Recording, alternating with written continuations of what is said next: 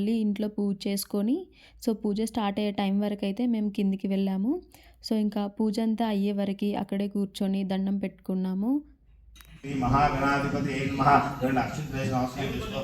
ఆవాహయామి స్థాపయామి పూజ పూజ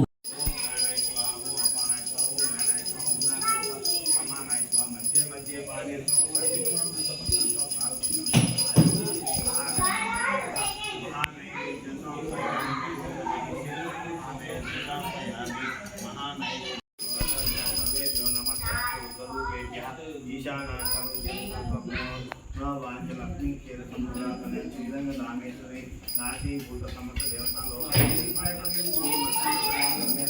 మనోవాంఛ